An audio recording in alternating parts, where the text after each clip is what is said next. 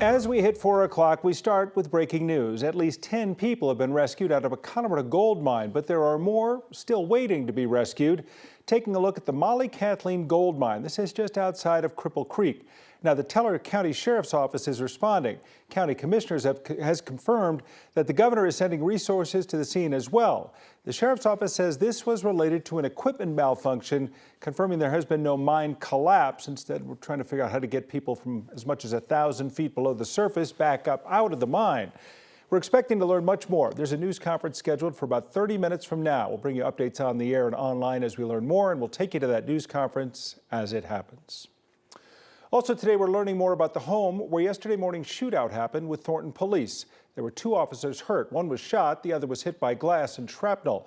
Thanks for joining us for 4 o'clock at 9 News. I'm Tom Green. I'm Alexandra Lewis. After the shooting, Sky 9 video captured a man seen sitting on his porch. 9 News investigates. Kelly Rinke joins us now to walk us through that video and tell us what she's learned. Hi, Kelly. Hi guys. Thornton police have not confirmed this is their suspect. They instead deferred us to an outside team doing this investigation. But Thornton PD yesterday has said only 1 person was in the house at the time of the shooting. Sky 9 captured a man sitting at a table on a back patio.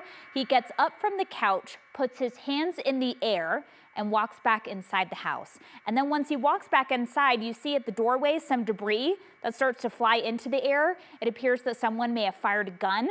This video was recorded around 9:30 in the morning. Thornton police told us he walked out of the house and shot at officers around 9:05. I spoke to a man who previously owned that house. He said he sold the house a few years ago to a father, mother, and son. The dad had passed away. People who live next door also told us a mother and son lived at that home. Tom.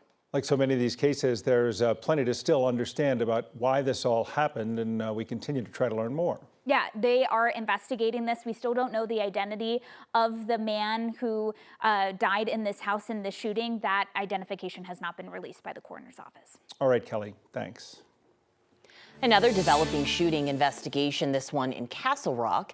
Castle Rock police shot and killed a man last night in the middle of an apartment complex. Yeah, the police department there says he was armed with 2 guns and had broken into an apartment building's leasing office when they got to the scene. And 9 News reporter Ria Jha is there live in Castle Rock with the latest. Ria? Yeah, guys, we're at Ridge Apartments at Castle Rock, and this building behind me is the leasing office. This is where it all took place. It happened outside of the leasing office, and police say that, workers have been here all day, boarding up the windows, putting up barriers to fix those windows that were broken last night. We spoke with a bunch of people who came out of their apartments last night because there was a huge police presence out here, and one guy got the whole thing all on video. Take a look at this. Let me see your hands in the police department!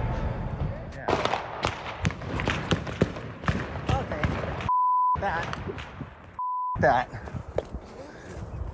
That. He's got a shield!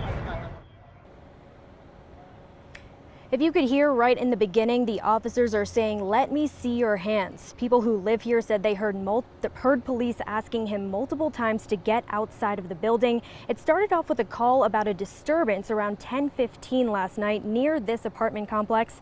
The person who called told police the suspect grabbed their phone, broke it, and was armed with a stick. When officers got on scene, they saw the man with a shotgun in his hand breaking into this leasing office. Police said the man barricaded himself inside the building and heard a shot go off. Then minutes later, the guy walked out of the building with a handgun and shot at officers, which is when police fired back. And then I heard what I think was a shot, and then that's when the officers ended up returning fire, and it got pretty loud for a minute. And I booked it back inside because I didn't want to catch a stray or anything.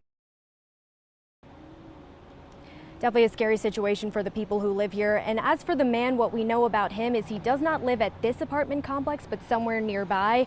Police say they have had previous contact with this man and that those previous incidents would be part of the investigation. 5 officers are now on administrative leave during this investigation. Reporting live in Castle Rock, Ria Jha, 9 News. Maria, thank you for the update. We want to take a live look outside now. Turn our attention to weather. Another warm day in Colorado here on October 10th. We've got back up in the 80s today, but a brief cool down is on the way tomorrow. I don't know if we're ready for this, Kathy. We're getting used to being in the 80s every single day of the year. I know, but you love to wear sweaters, Tom. I know you're all about the scarves and the winter wear, right? Oh. That's me. Yeah.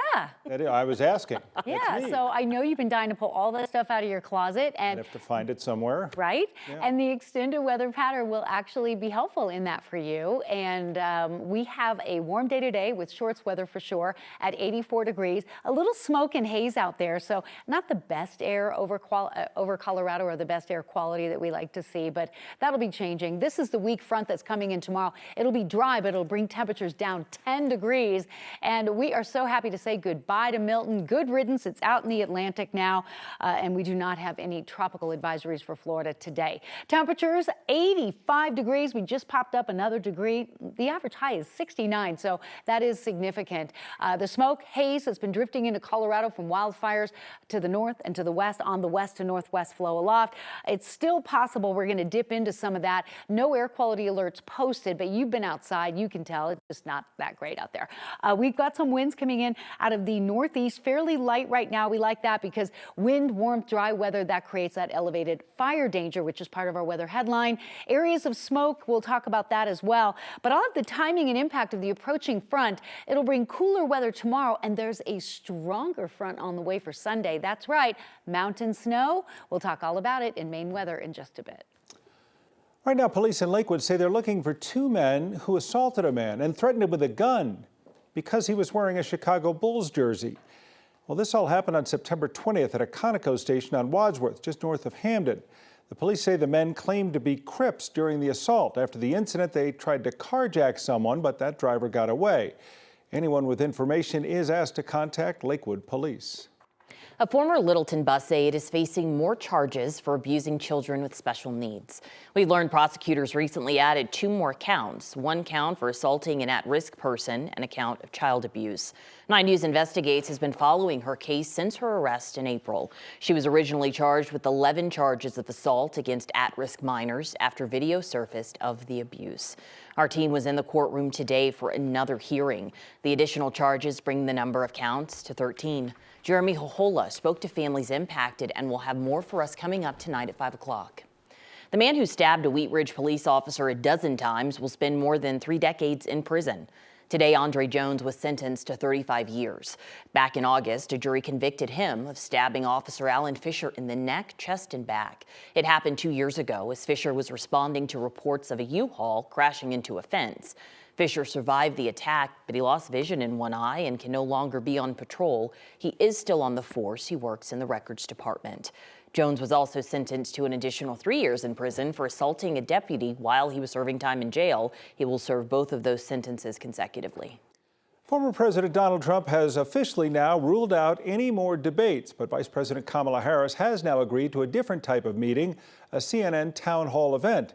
CNN said 2 separate town halls are going to take place before a live audience of undecided voters on October 23rd in Pennsylvania. They previously had proposed a debate, which Harris quickly accepted, but Trump didn't respond, and the deadline for a response has passed. Now, the former president is still expected to be in front of Colorado voters here tomorrow. He'll be at the Gaylord of the Rockies in Aurora in front of what is a sold-out crowd. So you can expect to see extra traffic and security in that area all day tomorrow. That'll be an indoor event. We're continuing to work to learn more about the capacity and how many people will actually be there. They say the parking will become available at 6 o'clock tomorrow morning. The event doors open at 11, and the former President Trump is expected to start speaking at about 1 o'clock.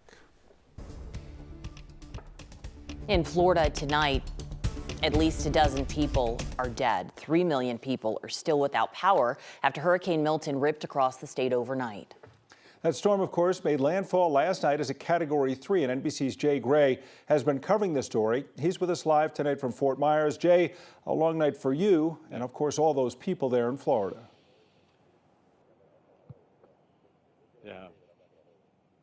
Yeah, rough go, unfortunately, Tom, Alex. And we're getting our first look now. One of the areas that was hit first and hit hardest. We're on Fort Myers Beach.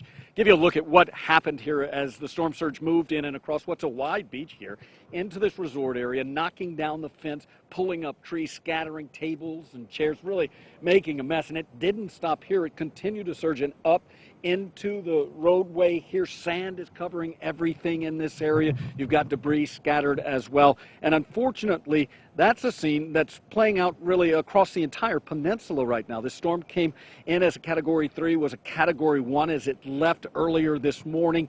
And so it left a trail of destruction. Add to that the tornadoes, dozens of tornadoes that were a part of this system.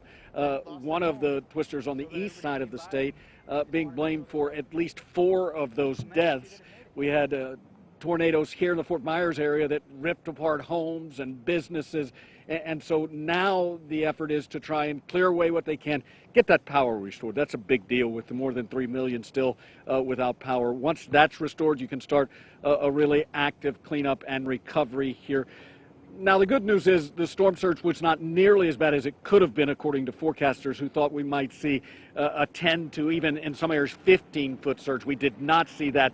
We did see some flooding from the actual rain from this storm. There was standing water in Fort Myers and across this area, and that has receded, thankfully. But I'm going to tell you, even 4 or 5 blocks in from the beach here, and this is a community that has the bay on the opposite side, so they're right in the middle with some canals. There are watermarks on some of the homes that are 2.5 feet high. So while it wasn't to the level that many feared, it still left quite a mark here. Jay, we see the damage done, and we've seen it all across the state in the center part there. But it also looks like today, ironically in some ways, it looks like a beautiful Florida day weather-wise as people begin to assess and start to clean up. No, you're absolutely right. You often see that when these storms come through. It kind of cleans things out, and then you get this beautiful day, a nice little light breeze here along the beach. And that allows people to get in, take a look at what's going on, and figure out how they're going to move forward. A lot of the people, especially here in Fort Myers Beach, evacuated. That's great. That's what they should have done. Got to higher ground, got out of the path of the storm. They have been working their way back today through the day. At first, the bridge was closed coming in, but around noon they opened it up, so people started to come in and kind of assess things. And you're right. They can get out, they can do some work and not have to worry about an oppressive heat right now. Hopefully this will hold for a couple of days as they really start in earnest the recovery process. Trying to get everything started up again. Jay Gray, thanks for joining us live from Fort Myers, Florida this afternoon.